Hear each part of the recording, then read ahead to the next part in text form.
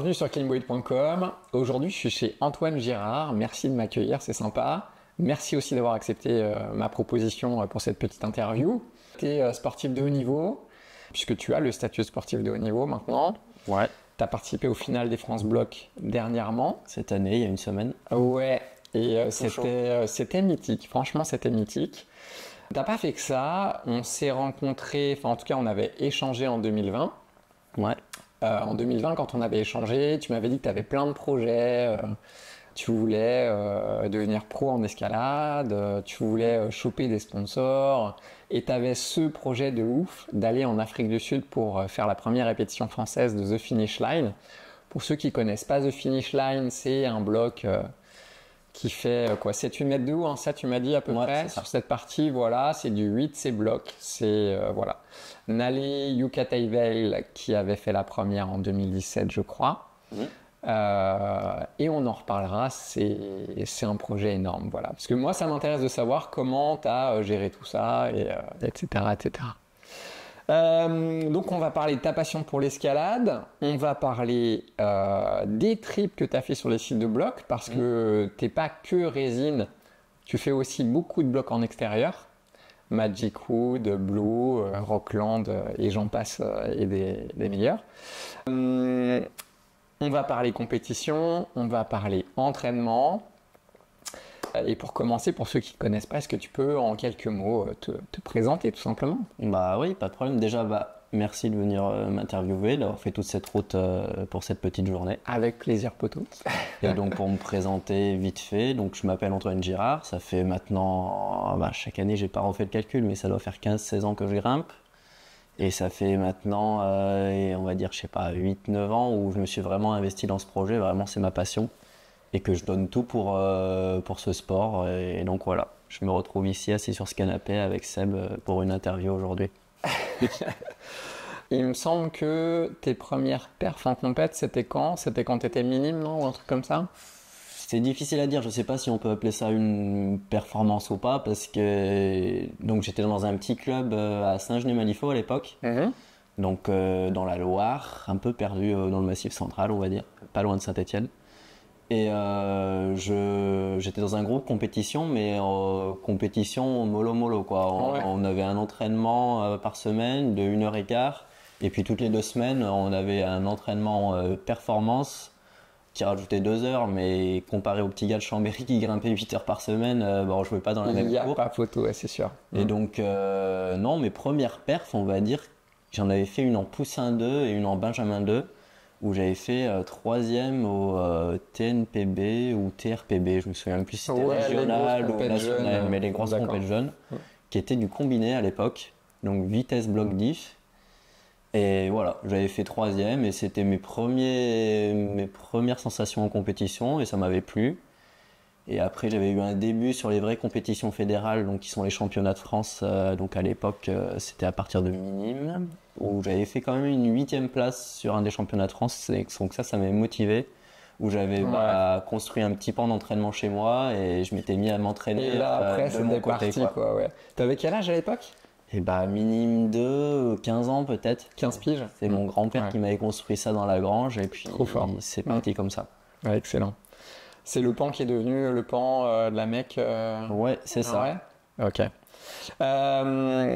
Toi, tu as commencé à 7 ans l'escalade. J'ai lu ça sur un blog ou dans une interview sur Internet. C'est ça.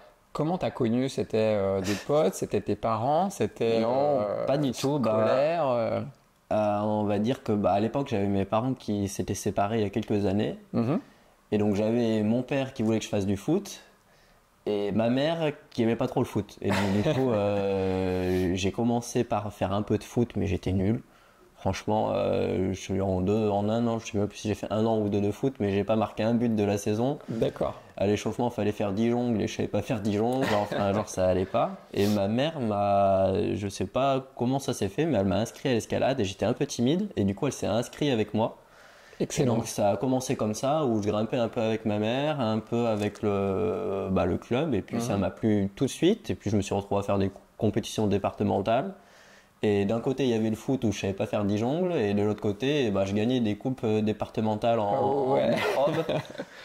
Et j'ai fait, bah, je crois que la question elle est vite répondue, comme on peut dire. Ouais. Et puis j'ai arrêté le foot et puis j'ai fait que de l'escalade après. Et après, c'était parti. Ouais, d'accord. Qu'est-ce qui t'attire? Bah, déjà, première question, question toute bête, mais est-ce que t'aimes autant la résine que le rocher ou est-ce que tu préfères le caillou? Moi, perso, je t'avoue que j'aime bien les deux, hein. J'aime autant être, tu vois, à blot sur les rochers avec ce côté calme, apaisant, mais qui m'empêche pas de rigoler avec les potes, se tirer la bourre et tout, tu vois. Les sensations sur le rocher sont vraiment exceptionnelles. Mais à la fois, quand je rentre dans une salle d'escalade, j'ai l'impression d'être dans un parc d'attractions. Tu vois, il y a les Bah, c'est couleurs ça. partout, il y a les tapis, ça rigole, ça. Enfin voilà, Ah, c'est une question difficile parce que enfin, c'est deux choses complètement différentes au Mm. final, quoi. Un peu, il y a ce côté salle, un peu consommation, où on peut enchaîner les blocs les uns à la suite des autres sans trop se poser de questions. Ouais, Rencontrer du monde, j'ai l'impression que c'est presque plus convivial de faire une séance en salle. Il y a encore moins de prise de tête, alors que dehors, tu vas en général plus avec un bloc en tête, tu as une logistique un peu plus compliquée. ouais.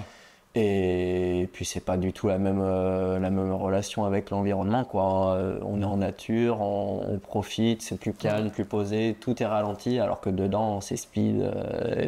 Surtout quand on fait de la compétition, il y a toujours un chronomètre qui tourne, 5 minutes, tant d'essais, Ouais. tant de ça, et c'est pas la même pression, c'est moins reposant, on va dire, l'intérieur, j'ai l'impression. Mm. Et je pense que c'est aussi pour ça que tu continues à faire les deux. Ouais. Tu m'as dit dernièrement, tu étais à Blo il n'y a pas très très longtemps, là, après les France. Moi, ce que j'aimerais savoir, c'est, bah voilà, je pense qu'il y a plein de jeunes qui se demandent comment faire pour organiser un trip un petit peu grimpe. Toi, The Finish Line, c'était quand même un gros projet, hein, parce que bah, ça demande une certaine logistique Ouais. d'aller là-bas. C'est un bloc très haut, c'est engagé, c'est 8 de ces blocs. Partir sur un projet comme ça, où tu vas sur un site en naturel en disant, dans le séjour, faut que je croie pour 8 de ces blocs, c'est chaud déjà. Euh, Quand tu as monté ce trip en 2022, vous avez fait une vidéo en plus Ouais.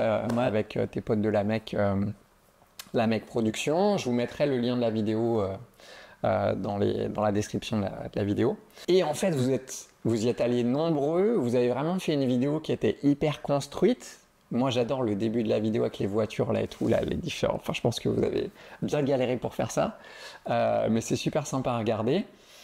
Quand vous avez monté ce projet, est-ce que c'était en mode juste on va grimper avec les potes et je fais la croix, sinon basta? Ou est-ce qu'il y avait vraiment une logique derrière? Est-ce que vous avez contacté des sponsors pour essayer de financer un petit peu ça? Ou est-ce que vous avez financé ça tout seul? Est-ce que, voilà, comment vous avez géré tout ça? Bah, du coup, pour remettre déjà tout dans son contexte, la première fois que je suis allé en Afrique du Sud, c'était en 2019. D'accord? Avec une bande de potes dont il y en a la moitié que je connaissais pas en fait. Et puis c'était une super découverte, on a passé un super trip. Et donc j'avais vu ce blog de The Finish Line. Mm. Et à l'époque, j'avais pas du tout le niveau parce que j'avais fait mon premier 8B à l'époque Ouais, en plusieurs séances qui étaient The Vice. d'accord. Voilà. Et donc j'étais déjà enchanté de ce premier 8B, mais il y avait quand même ce blog de Finish Line qui m'avait tapé dans l'œil. Et tu vois que ça et tu te dis punaise, j'aimerais bien faire ça un jour. La ligne, elle est folle, ouais, c'est clair. Et donc je m'étais dit, bah, je reviendrai la prochaine fois que je reviens à Rockland, je reviens pas tout de suite, mais je reviens, mais pour faire ce blog, quoi. Ouais, Et donc voilà, tout ça, ça nous a mené en 2022, où donc je suis revenu pour faire ce blog, où j'ai démarché pas mal de sponsors. Et puis entre-temps, il y avait eu le Covid, et du coup, il y a eu cette petite passion vidéo qui est née, où j'avais fait des vidéos de 2-3 trips en Suisse et tout. Et voilà, c'était déjà un petit début et ça m'avait permis de le montrer à 2-3 sponsors. Et donc je sais par exemple qu'il y avait eu Looking for Wild qui nous avait équipé pour le trip en matos. Et il y avait Climbing District qui m'avait payé mon billet d'avion. Donc voilà, c'était déjà un bon ouais, début. très bien. Pas, Ouais, très sympa. j'étais pas tout frais payé, mais j'avais déjà un petit truc Un bon support. confortable. Ouais, c'est bien. Ah, c'est très très bien. Ouais. Et ça a été dur pour toi d'aller vers eux. Je veux dire, ce principe de démarcher, de demander, est-ce que ça te semblait compliqué? Est-ce que tu te mettais un petit peu des barrières psychologiques avant, ou est-ce que tu y allais au culot comme ça, à l'ego? Bah, en 2022, ça allait, on va dire, parce que je commençais à avoir fait quelques petits résultats, quelques perfs dehors. en Suisse ou à droite à gauche. Du coup, j'avais, on va dire, une certaine notoriété où j'étais un peu plus légitime de venir de pouvoir démarcher quelques marques. Ouais. Comparé à en 2019 où j'étais personne et en général tu prenais porte sur porte et c'était un peu plus démoralisant. Ouais. Et donc en 2022, déjà j'avais une réponse. Des moments elle était négative et des moments bon, elle était positive. Et après le vrai problème, qui en est toujours un dans le milieu de l'escalade, c'est avoir du matos, ça va, c'est pas si compliqué. Ouais. Mais avoir de l'argent, c'est une autre question, c'est beaucoup plus compliqué. Et donc du coup là, l'objectif que j'avais, enfin moi, je le dis à plein de personnes, mon armoire elle est pleine d'habits, pleine de matos. Le matos, à part les chaussons, je n'en ai pas plus besoin que ça. Mais on mange pas ni les t-shirts ni les chaussons. Donc c'est voilà, un peu le ça. principe. Et donc le gros défi de Rockland en 2022, c'était d'essayer de trouver un petit budget pour me financer une partie du tri. Ouais. On y reviendra un petit peu sur cette recherche de sponsors sur un sujet à part. Rockland, Magic Wood, Montblo, c'est quoi ton spot, le spot qui te fait le plus vibrer, on va dire? C'est difficile à dire, mais je mettrais quand même Rockland en première position parce que tu as, en plus des blocs qui sont incroyables, tu as un vrai dépaysement. Ouais. Qui n'est pas forcément le cas quand tu vas en Suisse ou à Blo, où tu vas tranquillement avec ta voiture, le soir tu dors tranquillement dans une petite maison au chaud. Tu vas aller faire tes courses au supermarché, tu fais tes courses au supermarché. Comme d'habitude. Tu as une vraie expédition où tu pars, tu te retrouves dans un pays, une sorte d'endroit désertique, au milieu de plein de grimpeurs, tu fais du rallye, Enfin voilà, tu manges grimpe, tu vis grimpe, tu dors grimpe, tu penses qu'à ça, tout ça, toute la journée, parce qu'en fait, il y a que ça. Il y a que ça, ouais, je vois bien. Et donc du coup, c'est quelque chose de vraiment différent, quoi. Et c'est une vraie ambiance où tu es coupé du monde, il n'y a pas de réseau, donc tu pourrais avoir une bombe nucléaire en France que tu t'en rendrais compte juste à ton retour en France. Et je trouve cette sensation assez sympa quand tu es vraiment un passionné de pouvoir passer genre un mois comme ça à couper du monde. Oh ouais, déconnecté, et, être full grimpe comme ça, ouais. C'est clair. Ouais. The Finish Line, dans une interview, tu disais que le rocher il est hyper abrasif et que, que ça demandait une gestion de la peau. T'es resté combien de temps à Rockland pour croîter le bloc? On est resté 5 semaines. 5 semaines. Je l'ai fait en 2-3 semaines, je crois. En 2-3 semaines, ouais. Voilà. Tu l'as bossé à la corde au début? Ouais, bah il n'y a pas le choix en fait. Pour décompresser le bloc, on va dire que le plus dur, tu as genre 2 moves faciles au début. Après, tu as le crux. Et après, tu as le second crux où ça reste quand même un petit peu dur pendant 2-3 moves. Et après, tu as une fin en, on va dire, 7B peut-être. Ouais, les 2-3 derniers mètres. Voilà. Ouais. Et donc, du coup, ce qui marchait assez bien, il y avait une corde un peu genre tout le temps en place. Tu la mettais sur le bloc, tu t'échauffais dans la fin, tu descendais de move à move jusqu'à te retrouver au crux. Tu essayais un peu le crux et après, hop, tu partais du bas, tu vois. Ah, excellent. Et donc du coup la fin de fil en aiguille, tu vois, j'ai mis 9 séances, je faisais peut-être 10 fois la fin par séance, au bout de la 9e séance j'avais fait 90 fois, il y a quand même peu de chances que je tombe. Ouais, c'est clair, ouais, bien sûr. Ouais. Ça... Ouais, il y a peu de chances que tu tombes, mais il y a quand même un risque que tu tombes, on va pas se mentir. Il y a quand même un risque. Il y a quand même le risque que tu te la colles. À l'époque, tu faisais pas de prépa mentale, tu y allais, tu gérais tout ça tout seul? Ouais. Ouais, hein. Ouais. Moi, c'était quelque chose d'assez absurde. Donc, tu t'es vraiment dit, j'ai la marche physique, pourquoi pas, quoi. C'est ça? Mais j'avais pas trop d'attente, en fait. Je m'étais juste dit, c'est un highball. En général, les highballs, je les aime bien. Je sais pas pourquoi. C'est un aspect mental qui me fait pas spécialement peur. Ouais. Et la plupart des highballs que je faisais, je les faisais hyper vite parce que j'avais l'impression que j'étais un de ceux qui se posaient pas trop de questions et qui avaient pas justement peur de cette hauteur, en fait. D'accord. Et donc je m'étais dit, ça c'est un bon point pour moi déjà parce que c'est haut. Et le deuxième point, en fait, mon gros point fort c'est les pinces et que le crux il se passait sur des pinces en fait. Ouais, sur cette rampe là, ouais. Et donc je m'étais dit, bah si je dois faire un premier mixé bloc, ça peut bien matcher. Ça peut bien matcher en fait. Donc tu as quand même bien, voilà, c'était pas juste flashé sur la ligne, c'était quand même bien pensé derrière. Ça pourrait convenir en tout cas. Ouais, c'est top. C'est top. Donc Finish Line en 2022, longue promesse en Haute-Loire 8C bloc. Practice of the Wild à Magic Wood 8B+, Hill Trail à Magic Wood 8B+. J'ai noté quelques croix à Blo aussi, dont Karma. Karma pour moi c'est un bloc mythique. Je sais que c'est juste 8A+, juste 8A+, mais ça reste un bloc mythique. Mais tu as fait aussi gecko assis en 8B+, mécanique élémentaire en 8B+, gourmandise raccourcie en 8A+. Je pense que vraie gourmandise. Même le vrai gourmandise. Ah bah, C'est quoi tes prochains projets, Rocher? bah, en ce moment, j'ai quelques petits projets, mais je considère pas ça comme des projets d'une vie, comme j'aurais pu me mettre à finish line en me disant je vais à tout prix faire finish line à ce trip, j'ai trop envie. Là, j'ai quelques petits projets où je prends pas forcément le temps d'y passer beaucoup de temps, tu vois. J'aimerais bien faire Big Island à Blo. Ouais. Pareil, il y a Foundation Edge à Fionnet en 8C aussi, où j'avais mis deux séances et j'étais tombé dans le 6B de fin et j'ai pas pris le temps d'y retourner depuis 1 an et demi. Il y a aussi le 8C à Magic Wood, la Force Tranquille, où pareil, j'avais mis une séance et j'avais fait tous les moves. Et donc voilà, c'est des petits trucs qui me trottent dans la tête. Ouais, finir des chantiers déjà commencés. Voilà, les finir, les faire quand j'aurai l'occasion d'y retourner. Mais je pense pas que ça me prenne une éternité non plus. Ouais. Mais voilà, en extérieur pour le moment, c'est plutôt voilà, pour décompresser, me détendre un peu. Pour l'instant, ta vie, de toute façon, aujourd'hui, c'est compétition et puis études, a priori. Oui, c'est ça, compétition et puis études. Ouais. Compétition, quand on avait discuté en 2020, t'étais pas trop chaud pour faire de la compète. Et finalement, tu t'y es mis. Pareil, si on remet ça dans son contexte, j'ai déménagé à Grenoble en 2021. Ouais. Et donc avant, en fait, je m'entraînais sur mon panneau, genre 5 fois par semaine. Et donc j'étais plutôt fort physiquement. Mais sauf que j'étais avec une grosse quiche en dalle et en cordeau. Et enfin, ça suffit pas pour réussir en compétition, quoi. Ouais, bien sûr. Et donc dans toutes les compétitions jeunes, j'ai fait 2 compétitions, 2 Coupes d'Europe jeunes en 2017, mais sinon j'ai rien fait d'autre parce que enfin j'arrivais pas à les dalles et les cordeaux, et j'étais trop nul quoi.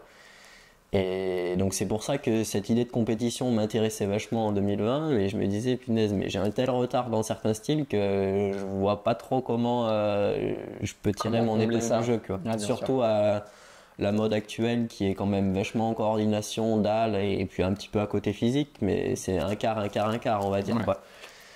Et voilà, donc j'ai déménagé au Pôle France à Voiron là, et j'ai commencé à bien taffer les points faibles et à progresser, et c'est là où je me suis dit ah ouais, mais franchement, peut-être qu'il y a une vraie carte à jouer quoi. Je pense que oui, il y a une carte à jouer. Ouais. De toute façon, moi quand je t'ai connu, tu étais déjà super fort physiquement, parce que voilà, faut quand même un bon bagage physique pour croiter du 8 à la séance à Blo, ou même à Magic Wood. Je pense que voilà, il faut une base physique.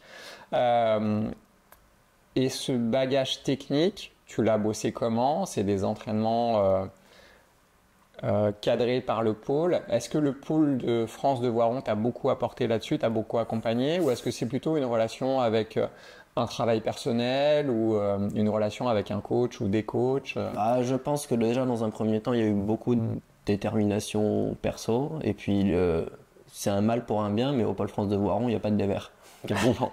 Donc du coup, il n'y avait que des dalles et des cordeaux. D'accord. Et du coup, je m'entraînais régulièrement là-bas, et comme il n'y avait pas de dévers, j'enchaînais les dalles et les cordeaux, et pendant de 2021 à aujourd'hui, donc un peu plus de 3 ans, on va dire. Et puis ça finit par payer, quoi. C'est de l'acharnement, on va dire. Et donc voilà, ça a marché. Mais au début, non, j'étais pas plus cadré que ça, et il y avait quand même beaucoup du perso et de la motivation. Aujourd'hui, c'est un peu différent. Ouais. Mais de base, non, c'était du perso. Et cette motivation, parce que là, en fait, on parle quand même d'un parcours où ça veut dire que tu as gardé la motivation pendant des années et des années et des années. Comment tu l'entretiens, cette motivation? Est-ce que chaque fois que tu rentres dans une salle d'escalade, tu as le smile et c'est facile et ça va tout seul? Ou est-ce qu'il y a quand même des hauts et des bas et des remises en question? Comment tu gères tout ça? J'ai l'impression que ma motivation, en tout cas, elle ne cesse d'augmenter, quoi. C'est une courbe un peu comme ça là, qui monte. Et que le vrai bon point que j'ai, en fait, c'est que j'aime l'escalade. Et peu importe sa forme, que ce soit extérieure ou intérieure, et que du coup, on va dire que 95% des séances où je vais, je suis content d'y aller, quoi. Et donc, du coup, j'ai pas besoin de chercher la motivation. J'aime grimper, j'adore l'escalade, quoi. Ouais, c'est bon. Moi, c'est pareil, hein, tu vois, je rentre dans une salle où je vais à Blo et j'ai toujours le smile. Et c'est ça, voilà. C'est toujours ouf. Et pourtant, je sens que moi, quand je participe à un contest, par exemple, il y a vraiment une énergie particulière. C'est pas que je vais dire à tout le monde faites des compètes, hein, même si sincèrement je pense que c'est une très bonne école de faire des compètes. Il faudra un jour que je fasse une vidéo là-dessus.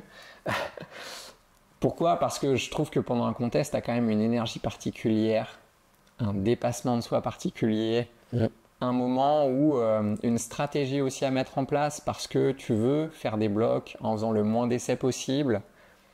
Et bilan, tu vas mettre tout en place ce jour-là.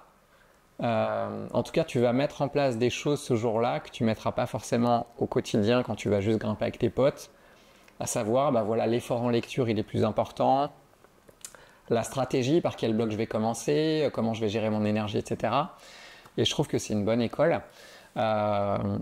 Toi, la compétition, c'est important pour toi, ces moments-là, ou est-ce que ça te sert aussi en termes d'objectifs, de savoir qu'à telle date, il faudra être fort, ou tu y vas parce qu'il faut y aller et parce qu'il y a le calendrier et que ça fait partie du jeu, j'ai envie de dire.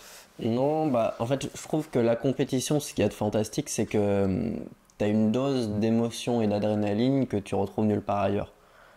En quelque sorte, tu es dehors, tu fais ton bloc, tu as un pic d'adrénaline pendant une très courte durée. Tu vois, tu es hyper content de l'avoir fait. Pendant genre, allez, 10 minutes, tu es hyper content d'avoir fait ton bloc. Puis ça redescend très vite derrière.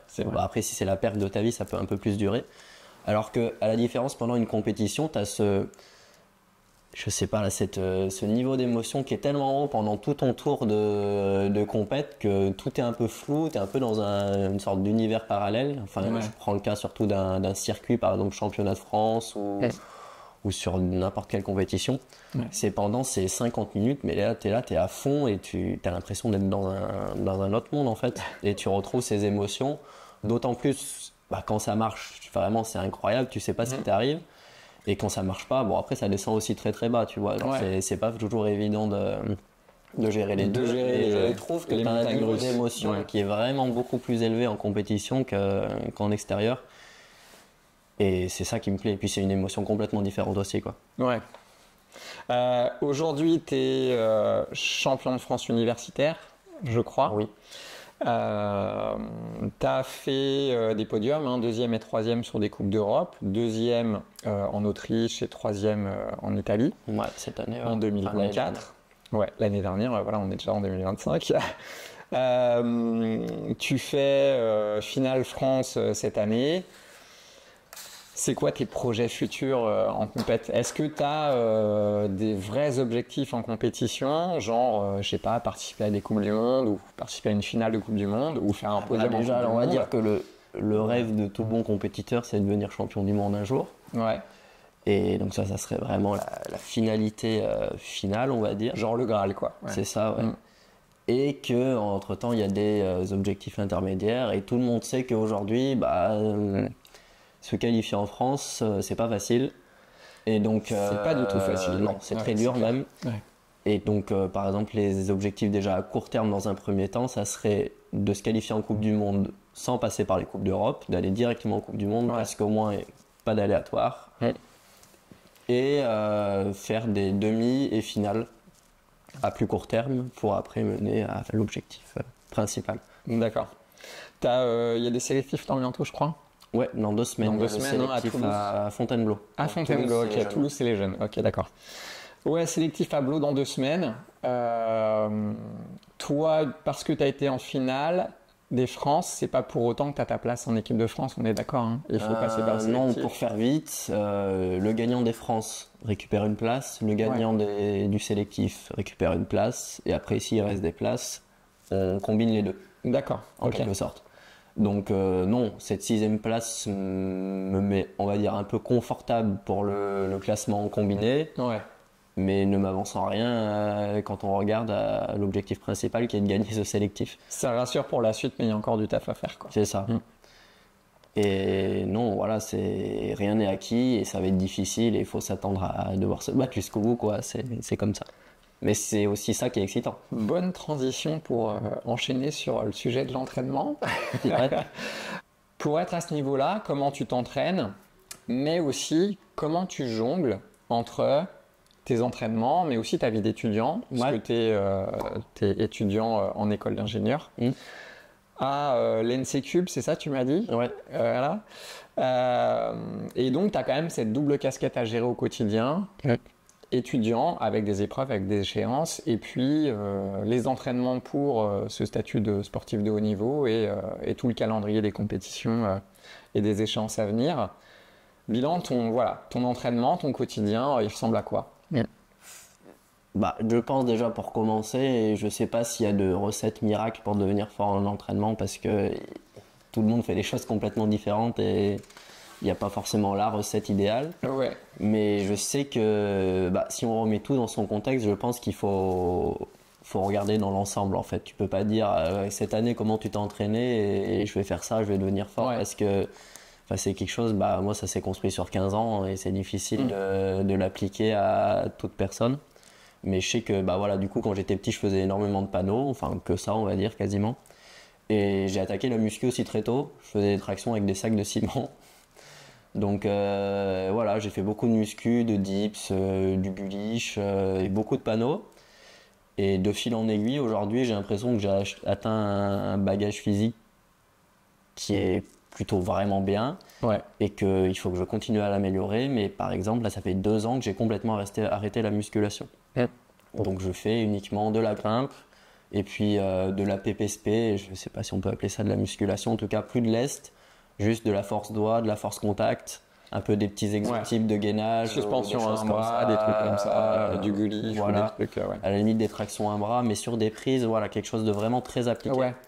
Et donc maintenant je m'entraîne comme ça aujourd'hui où je fais quasiment que de la grimpe avec pendant les gros cycles d'entraînement avec 2 séances de PPSP par semaine, avec de la force doigt, des exos de no foot spécifiques dans le panneau, et voilà. Mais quelque chose vraiment orienté autour de la grimpe plaisir aussi. Beaucoup de grimpe et de la prépa spécifique à côté en fait. Mais quand même essayer de mettre 2 séances de panneau par semaine plus les séances de PPSP. Et puis au sein d'une séance, varier les plaisirs, un peu pas se dire aujourd'hui je fais que de la dalle, faire un petit peu de tout, un peu tout le temps, pour garder, continuer à augmenter sur toutes les facettes et puis ça devrait bien se passer. Tu arrives à faire des séances de combien de temps? Tu vois, on parle pas mal des Japonais. On pourra reparler un petit peu de ton séjour au Japon si tu veux. On parle de ces Japonais qui vont s'entraîner 8 heures en salle sur des séances de ouf où ils vont faire bouffer du volume de grimpe en bloc pendant des heures et des heures. Toi, c'est quoi? C'est 2, 3, 4 heures de grimpe et des séances de prépa à côté. Tu arrives à mettre plusieurs séances dans une journée. Est-ce que tu as quand même des jours de repos complets dans la semaine ou En général, moi je fais pas partie de ceux qui grimpent le plus, je pense. Parce que j'ai un fonctionnement qui se base sur 2 jours de grimpe, 1 jour de pause. De temps en temps, ça peut faire 3 jours, mais c'est quand même plutôt rare. En général, c'est 2 jours, 1 jour. Et sur ces 2 jours, ça arrive régulièrement qu'il y ait 2 séances dans la journée sur au moins un des 2 jours. Mais sinon, s'il n'y a qu'une séance dans la journée, c'est une séance d'au moins 4 heures si on prend en compte l'échauffement. Et après, viennent à côté tout un tas de choses qui... Je pense que c'est important de les mettre aussi dans ce paragraphe entraînement parce que ça va être des étirements, ça va être de la prépa mentale, ça va être de la récup, tout un tas de choses que je fais tous les jours et qui prennent aussi du temps et que je pense que c'est essentiel aussi pour un bon entraînement. Ouais, parce que c'est ça qui te permet de cumuler les charges et de supporter les charges d'entraînement. En fait, ça. Et l'air de rien, en récupérant bien, je pense que ça joue aussi sur le moral, ça joue aussi sur la motivation. Et quand tu évites d'arriver à une séance où tu es complètement HS et quand tu évites plusieurs séances d'affilée d'être complètement HS dans la tête, je pense que c'est effectivement très important. C'est ça. Moi, l'objectif, c'est plutôt, à la limite, en faire un petit peu moins, mais d'arriver vraiment à essayer d'arriver au plus proche de 100% à toutes mes séances. Pour qu'à la fin de ma séance, je me dis là, j'ai fait du bon taf aujourd'hui, j'ai bien bossé, plutôt que d'arriver surtout en bloc où c'est très explosif, ça demande beaucoup de ressources nerveuses. Quand tu arrives et que tu es tout mou et que tu luttes à faire tes 4 heures de séance, franchement, j'ai l'impression qu'il vaut mieux rien faire et faire une meilleure séance le lendemain plutôt que d'accumuler cette fatigue toute la semaine. Ouais, bon esprit. Et là-dessus, j'ai lu que tu étais un petit peu accompagné. J'ai vu le nom de Yarno. Yarno, c'est un vieux pote. Ouais. Et bilan, c'est tu travailles avec Climb With Us sur la partie coaching. De fil en aiguille, oui, je travaille avec Climb With Us Ouais. de base, mais à l'origine, j'avais juste contacté Quentin Boulet pour m'entraîner il y a maintenant, ça va faire 1 an bientôt. D'accord. Et ça se passe hyper bien, c'est génial. Ouais. Donc lui, il te fait tes planifs. Il en fait la planif, ouais. et puis il avait vraiment cet esprit critique que je recherchais pour me pousser dans mes retranchements et me faire progresser Ouais. dans toutes les petites, les petits trucs où j'étais vraiment pas au top. Mm. Et puis avec Yerno, ça fait maintenant depuis à peu près septembre qu'on bosse ensemble sur la prépa mentale. Ouais. Au début, j'y suis allé un peu comme ça, en me faufilant, en me disant bon, on va voir ce que ça En donne. mode curieux, quoi. Je suis pas du tout capable de voir ce que ça peut m'apporter, mais là, après 6 mois, enfin, je vois un changement de ouf, quoi. Ouais. Genre, je m'en rends pas compte. Enfin, si, je m'en rends compte, mais je m'en rendais pas compte de ce que ça pouvait m'apporter, quoi, Ouais. il y a 6 mois, quoi. De réaliser que la prépa mentale, c'est pas seulement apprendre à faire de la visualisation, C'est ça. c'est tous ces outils qui permettent également de rester concentré. Voilà, ouais, effectivement. Il y aurait aussi voilà, il y aurait des heures et des heures. S'il y a un de mot à choses dire faire sur la là-dessus, prépa c'est mentale qui m'a vraiment aidé, moi, c'est au niveau de la confiance en soi. Et qui est franchement quelque chose pour avoir un peu ce mental de tueur et d'arriver là, Ouais. qui est pas inné chez tout le monde. Et à titre d'exemple, cette année, c'était la première fois où j'arrivais au championnat de France. Genre, j'étais content, j'avais envie de jouer, et genre, je savais pertinemment que ça allait bien se passer, tu vois. Ouais. Alors que les autres années, tu vas, tu fais ah, putain, les autres ils sont forts, les qualifs ça va pas être facile, je vais essayer de faire de mon mieux, oh punaise, il y a encore une dalle, je suis pas bon en dalle. Alors que tout ça, c'est des petits trucs parasites là qui viennent t'handicaper tout au long de ta compète. Écoute, ta finale, je l'ai regardée. Et ouais, en fait, j'étais content de voir que tu avais le smile. Même dans les blocs où ça se passait pas comme tu voulais, Ouais. et tu ressors du tapis, tu as quand même le smile. Et tu arrives sur le tapis d'après, voilà, tu es encore là. Bah voilà, ça je pense que c'est l'illustration idéale de ce qu'on a mis en place. Et l'idée c'était, moi je suis quelqu'un de très cartésien, je calculais tout, j'étais là, je devais être concentré, focus et tout. Et l'escalade, ça peut marcher comme ça, mais s'il y a un peu de jeu dans tout ça, ça peut quand même vraiment mettre des petites étincelles, et je pense qu'il y a vraiment une carte à jouer là-dessus. Et c'est quelque chose de pas inné chez tout le monde, en tout cas, d'avoir sur des événements avec autant d'enjeux, d'arriver et de se dire vas-y, là, je suis là pour kiffer, c'est hyper excitant, ça fait 1 an que je me prépare pour ça, bah vas-y à fond, quoi, ça va être cool, quoi. Ouais. Moi, je t'avoue que je me pose la question de la prépa mentale perso. Je me pose la question surtout pour le côté, voilà, rester motivé toute l'année. Je trouve que c'est vraiment un truc. Moi, j'ai vraiment une phase de motivation qui monte, qui descend. Je fais pas que de la grimpe, je fais d'autres choses. Tu vois, des fois, j'ai envie de peindre des figues ou faire des trucs comme ça. Mais je me rends compte que l'escalade, c'est ce qu'il y a de plus important dans ma vie, au sens où c'est ce qui me rend vraiment heureux au quotidien, voilà. Et je vois vraiment la différence, en tout cas, entre les moments où je grimpe et les moments où je grimpe pas, voilà. Même dans mon humeur, tu sais, quand je suis au travail avec les autres, etc. Je sais que quand j'ai des trop grosses charges de travail, et ouais, pareil, tu vois. Dernièrement, j'ai eu une très très grosse charge de travail. Sur la fin de l'année, bon, les fins de l'année, quand tu fais de la direction de projet, ça peut être compliqué parce qu'il y a plein d'enjeux, il y a plein de gens à gérer, etc. Donc voilà. Et tu vois, je vais me faire dépasser un petit peu, je vais m'enfermer un peu là-dedans, alors qu'en y repensant, je me dis que peut-être qu'en faisant un petit peu de travail de prépa mentale ou autre, eh ben, je pense que je pourrais trouver des solutions pour trouver des petits moments quand même pour aller grimper, continuer et rester là-dedans. C'est quelque chose que j'ai beaucoup de mal à faire. Et ça permet en fait de lisser un peu les émotions au cours de l'année, quoi. C'est mental. Voilà. Quand c'est très haut, c'est super, mais quand ça descend très bas, ça permet de remonter plus vite aussi. Exactement. Ouais. Tu t'entraînes, tu es étudiant aussi à l'ENSEE Cube à Grenoble. Qu'est-ce que ça t'apporte? Qu'est-ce que l'école d'ingé t'apporte? J'ai lu qu'ils t'ont financé un projet pour que tu ailles au Japon. Ouais. Voilà.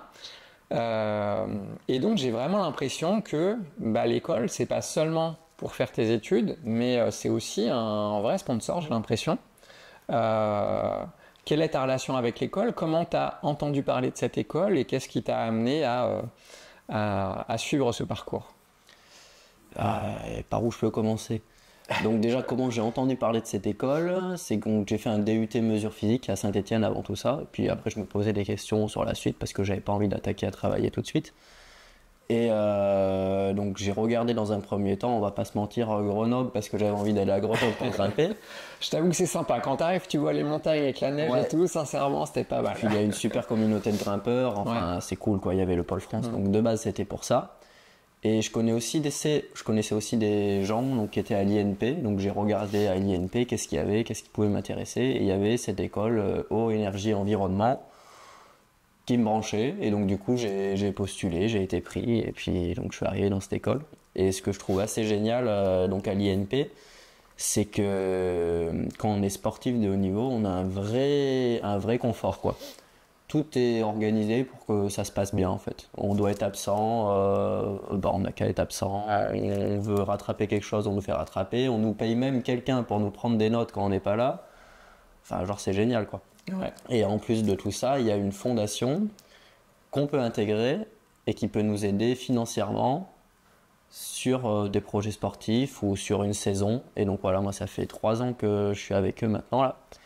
Et 3 ans qu'ils m'accompagnent.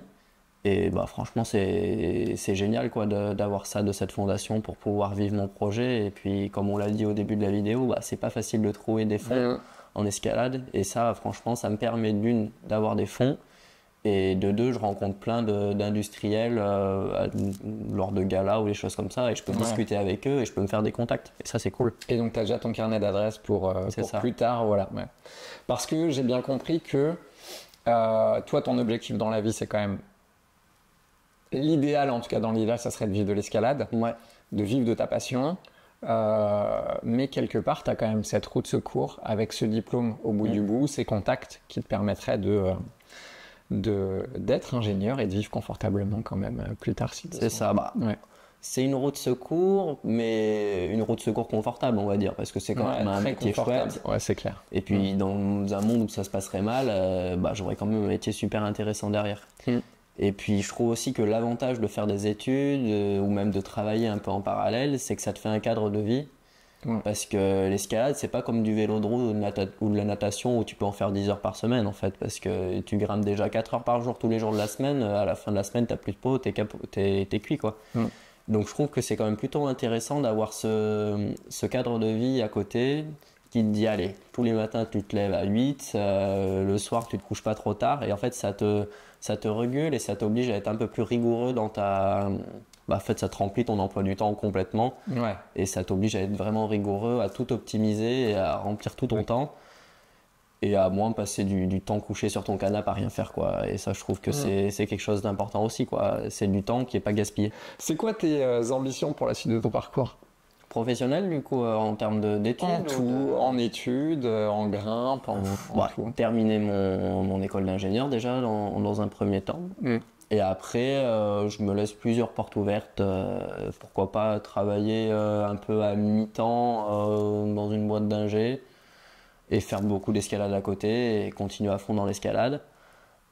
Si d'ici là, j'ai trouvé assez d'argent dans l'escalade, faire que ça et pas du tout travailler, quoi, faire juste des petites, pourquoi pas quelques sessions d'ouverture dans des salles de temps en temps pour garder un petit pied dans le monde du travail, mais c'est tout quoi. Non, mais c'est beau. Je vais revenir sur les petites questions flash. Je commence par les 2 questions de Cyril Lavier. Cyril, son surnom c'est Django, je te fais des bisous, poteau. Donc la première question de Cyril, c'était combien de séances de grimpe faut-il faire pour être dans le 8? Combien de séances? Est-ce qu'il y a une vraie réponse? Je sais pas s'il y a une vraie réponse. Je sais pas s'il y a une vraie réponse. Il y a des gens qui ont des facilités, ils vont grimper une fois par semaine, ils vont se retrouver dans le 8. Si on prend rien que l'exemple de Daniel Wood, il faisait du skate jusqu'à 18 ans et puis 2 ans après, il faisait déjà du 8 en fait. Donc ça peut aller très vite. Il y a quand même un côté génétique, on va pas se mentir. Ouais. Voilà. Non, moi je pense que si, Donc, pour moi être dans le 8, ça veut dire être régulièrement dans le 8, être capable de faire du 8A dans la séance. dans la séance ou en 2 séances, quoi, assez rapidement. Je dirais qu'il faut au moins grimper 4 fois par semaine. Et puis si l'objectif c'est de faire du 8 dehors, qui est quand même plutôt à composante physique, sauf si on met un peu blow de côté des moments, bah faut faire du panneau à fond, quoi, 2-3 fois par semaine, et puis un petit peu de tenue de prise, et puis ça devrait bien se passer. Et ça le fait. Alors, deuxième question de Cyril. Quel est ton exercice de force pure le plus efficace? Bah, du coup, maintenant, je fais plus trop de muscu. Est-ce que dans ton parcours, il y a un exo que tu avais fait qui avait été efficace, quoi? Ça peut être aussi ça. L'exo qui a été efficace. Bah, quand j'étais plus petit, j'avais fait de l'excentrique et j'ai l'impression que ça m'avait quand même bien progressé. Mais c'est difficilement transférable à l'escalade. Là, je dirais que ces temps-ci, je fais des choses, mais c'est pas non plus approprié à tout le monde. C'est des sortes de relances à un bras sur des prises. D'accord. Et je trouve que ça te fait vachement progresser dans toute une question de stabilité de l'épaule, d'explosivité, de force contact. Et ça, je trouve ça quand même vraiment pas mal. Mais j'imagine que tout le monde ne peut pas faire ça directement. Ouais, voilà, parce qu'après, en fait, ces exos, ils sont quand même hyper sollicitants, hyper intenses. Donc, si ton corps, il accepte pas la charge, t'as quand même un risque de te blesser. C'est ça. Voilà. Mais je dirais, en tout cas, s'il y a un exo qui est passe-partout, c'est la suspension à un bras, c'est un peu le... Ouais. Ça, c'est le truc que tout le monde peut faire. Il suffit de réduire ou d'augmenter la préhension et c'est la base des choses. Hein. Si tu tiens la prise, même si ton bras, il se ferme pas trop, tu restes sur le mur, quoi. Ouais, parce que ce qui est intéressant sur la suspension à un bras, je trouve, c'est que ça te fait bosser la fermeture de doigts, oui, mais il y a aussi toute la stabilisation de l'épaule pour éviter que ton corps il tourne. Beaucoup plus qu'il y a deux bras, ouais. Et ça, c'est vraiment top. Alors, une question d'un autre pote, Erwan Liévin, je sais pas si tu le connais. Ouais. Ok, c'est un pote qui fait de l'handi-escalade, qui est blozard. Je te fais des coucous, Erwan. Comment rester motivé dans les saisons compliquées quand tu as des contre-perfs, des blessures, etc. Ça c'est difficile, hein. Et donc il y a cet aspect prépa-mental où on a parlé qui peut vraiment servir, ou sinon il faut vraiment avoir quelque chose à côté comme l'extérieur, se dire bon bah tant pis, je vais aller grimper dehors, je vais me mettre je vais me mettre des projets dehors, et puis après au bout d'un moment rapidement il va falloir switcher pour se motiver pour la saison d'après et se dire bah ok, cette année j'ai pas réussi, mais là j'ai 1 an pour rattraper mon retard et revenir plus fort l'année d'après.